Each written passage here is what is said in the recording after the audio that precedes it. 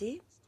Alors, nous commençons avec la Fédération canadienne des municipalités. Vous disposez de 5 minutes pour votre déclaration. Bonjour. Bonjour, très ravi d'être ici au nom de notre fédération. J'apprécie que vous soyez saisis de cette question.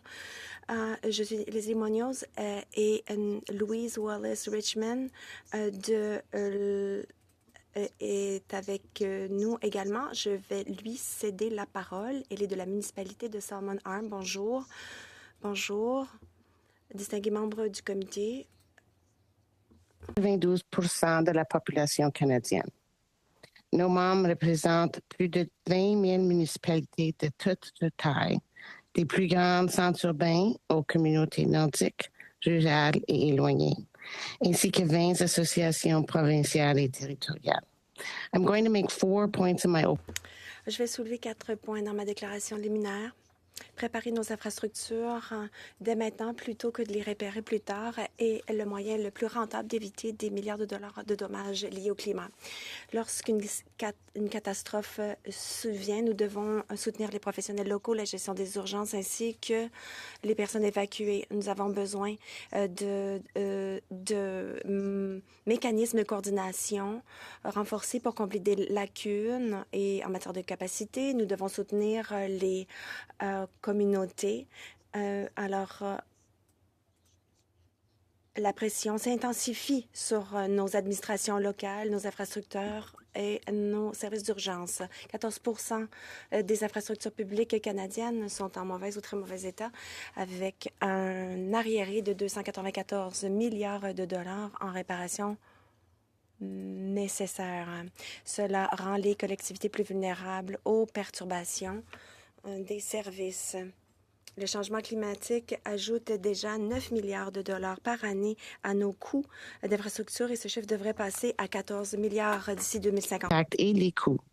En adaptant nos infrastructures dès aujourd'hui, plutôt que de réparer plus tard, nous pouvons économiser des milliards de dollars. D'ailleurs, dans sa plus récente étude, l'Institut climatique du Canada démontre que chaque dollar investi pour se préparer aux risques climatiques permet d'éviter près de 5 dollars de dépenses dans l'avenir.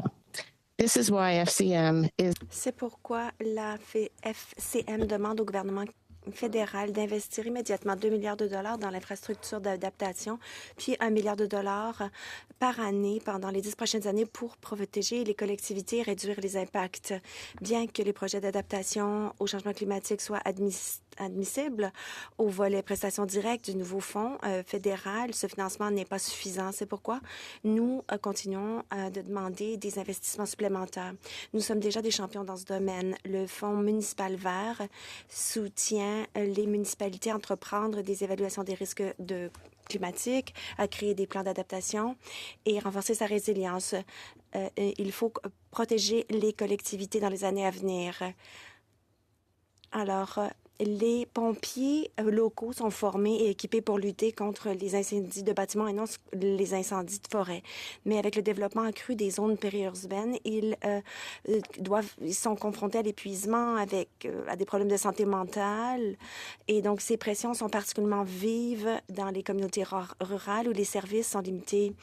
Et pour ce qui est des évacuations, il faut identifier et construire de façon proactive des installations polyvalentes dans des communautés d'accueil, veiller à ce que les évacuations répondent aux besoins de base. Alors, renforcement des mesures de coordination nationale. Les capacités locales peuvent être rapidement débordées. Nous devons tous coordonner nos efforts pour éviter que les dommages empirent. Establishing a stronger coordination mechanism.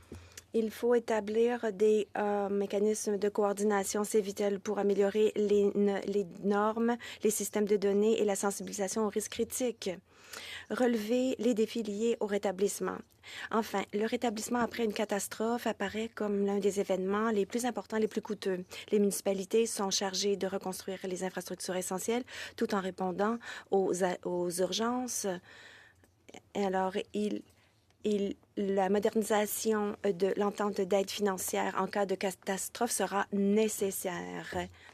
Vulnérables, habitant dans des zones à haut risque en mettant en place une assurance nationale.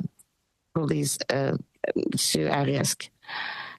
Municipalities responsibilities are Les municipalités, donc, ont des responsabilités qui vont au-delà de nos capacités. Nous saluons la possibilité de collaborer avec le gouvernement du Canada.